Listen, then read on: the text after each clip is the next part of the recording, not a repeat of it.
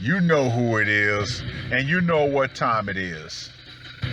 Time to piss off some feminists, trad cucks, and whoever don't want to know the truth. Oh well, let's get started. What is going on, gents? It's R.P.M. here, breaking the curfew and reporting from Mobile Command. Red Pill Fred, J.D. Miles, and Mr. Hate Vicious, who I didn't know was back on YouTube, so I had to go over and resubscribe to him, all put out videos talking about married women sniffing around the MGTOW space and the Manosphere.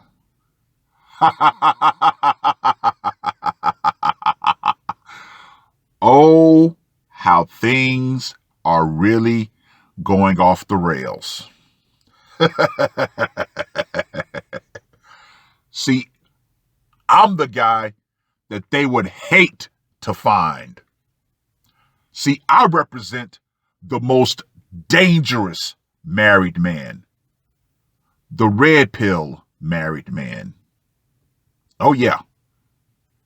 See, if married men come to my channel, I'm going to break it down for them. I'm going to give them all the information that I used to make my moves. Oh, yeah. Make no mistake about it. That has been the primary purpose of my channel, to create more RPMs, to get married men to truly understand their position and what they can do to either improve their marriage, or when things really start going off the rails, be prepared for what's to come. It's funny. It is truly funny. Hollywood actually throws us some bones if we really see what's going on. Now, for all married men, or if you know a guy that's talking about marriage, there have actually been 2 movies that truly chronicle marriage, what marriage is truly about. 1, the downfall of the long-term marriage, and 2, what truly happens when it comes to divorce. Do you know what those 2 movies are? American Beauty with Lester Burnham. See, Lester represents the red pill married man, i.e., yours truly. Unfortunately, he doesn't survive, which if he would have just walked off into the sunset, that would have been a perfect movie. But even though they call it a midlife crisis, I call it a quasi-awakening. Why? Because men in that age bracket, they finally realized that all of their efforts, all of the money that they spent, everything was in vain.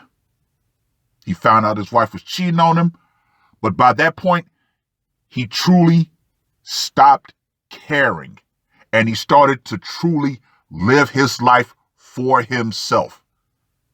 So yes, believe it or not, American Beauty represents R.P.M., a man who finally wakes up and gets it and starts to live for himself. Now, the second movie, Liar, Liar. Oh, yeah. Liar, Liar. It represents what happens when it comes to divorce. See, I don't want you to focus on Jim Carrey. No. Focus on Jennifer Tilly's character.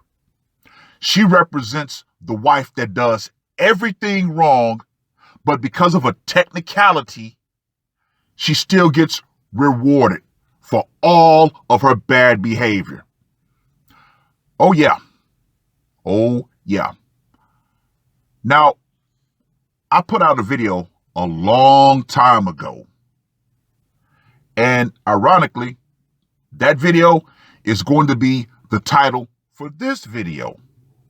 Because yes, believe it or not, there are more married men who are waking up. It is what it is. But with that being said, without further ado, my old video.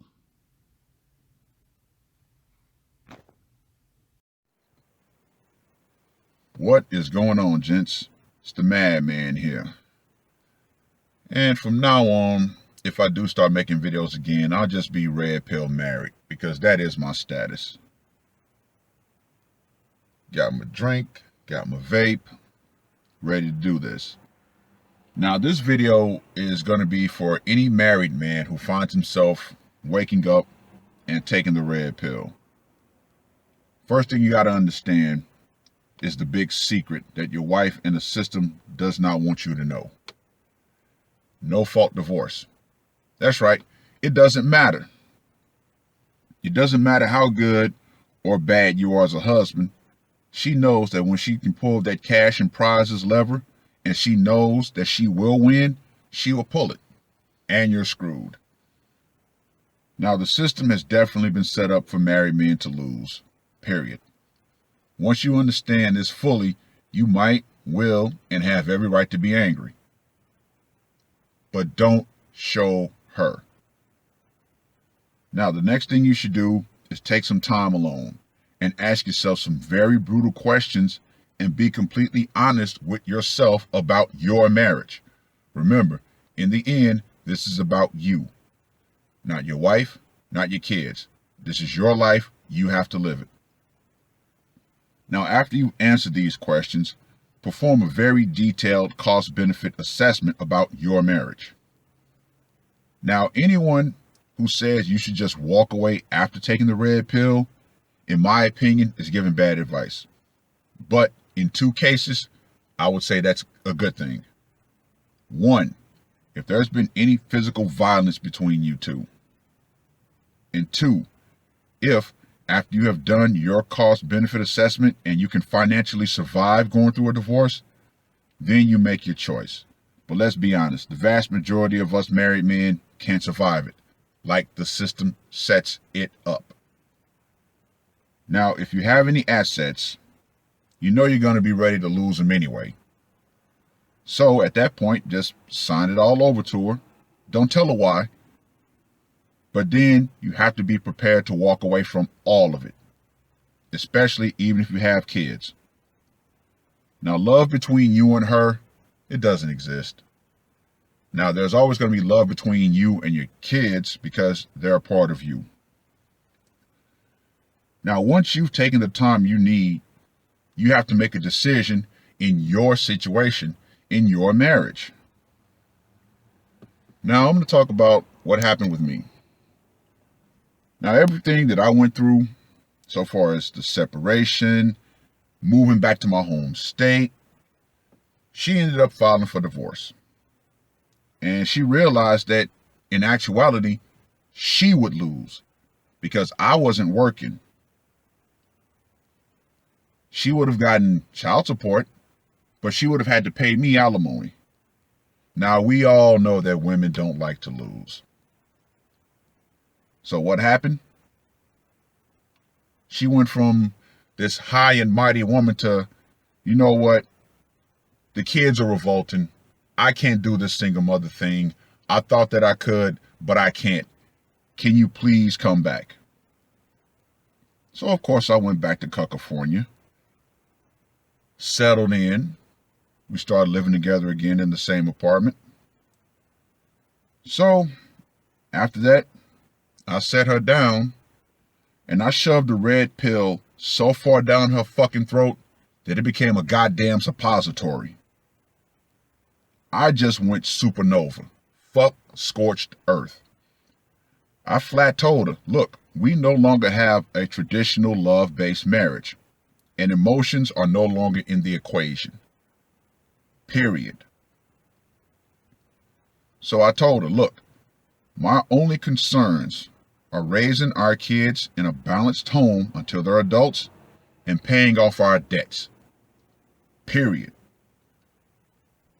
So I let her know, I do enjoy your company.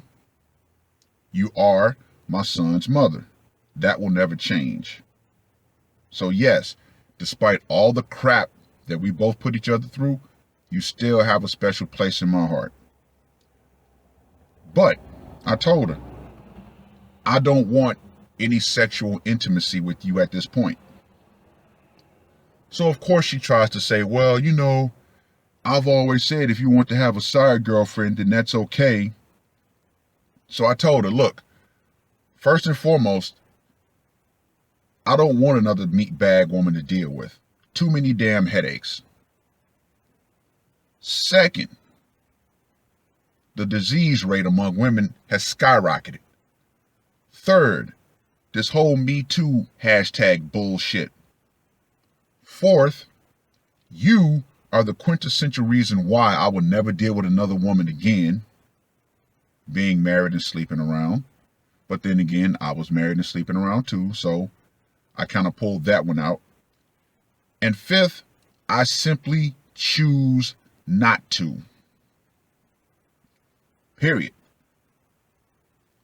So then, just to twist the knife a little deeper, I broke out my fleshlight and showed it to her.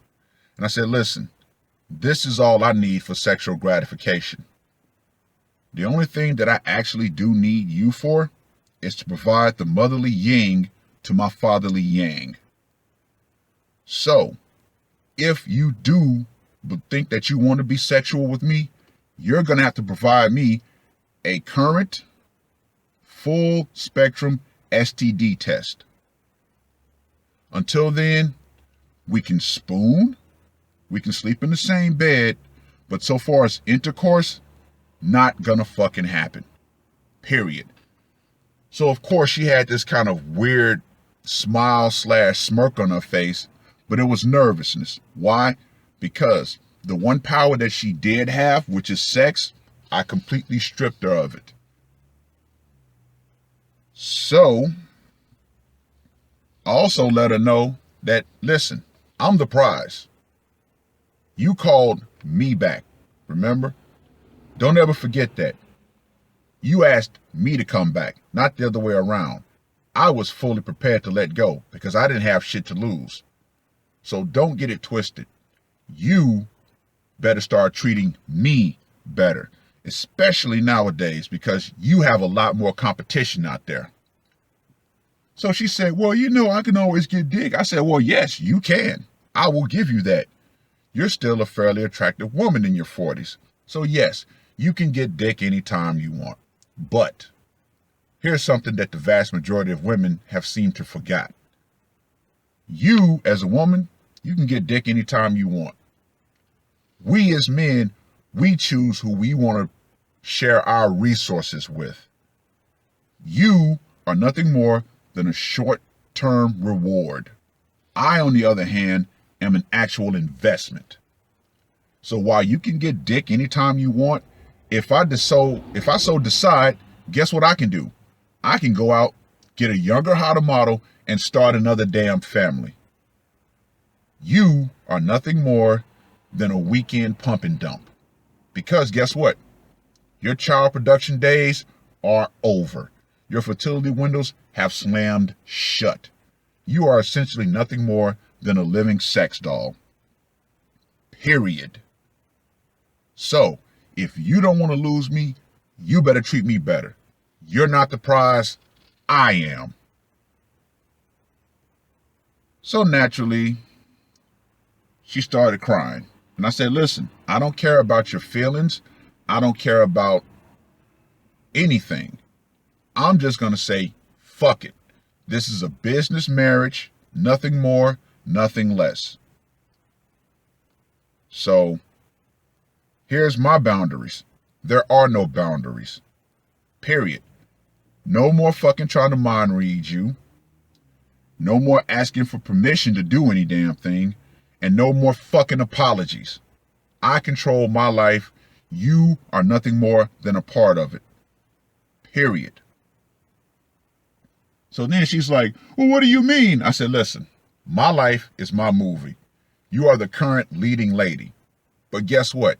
You can be replaced. Oh my God, you're so insensitive. You damn right. You are fucking right. I am as unhinged as I was when I first met you. So, yeah, pretty much, in my case, I just said, fuck it. I no longer care. And if you want to leave, there's that damn door. I'm not going to stop you. But guess what? We do have a responsibility. So that's just what happened with my marriage.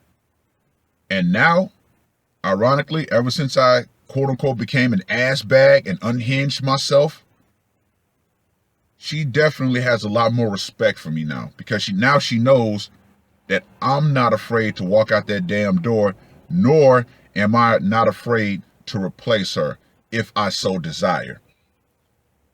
So those are extreme examples, but guess what? Women respond to extreme in men, which is why they like the bad boys. But all in all, how you go about your marriage and what you choose to do is your choice. Yes, I'm still on the plantation. But guess what? I choose to be the rebelling slave. The slave that does not give a flying fuck. I wake up every morning and tell myself two things.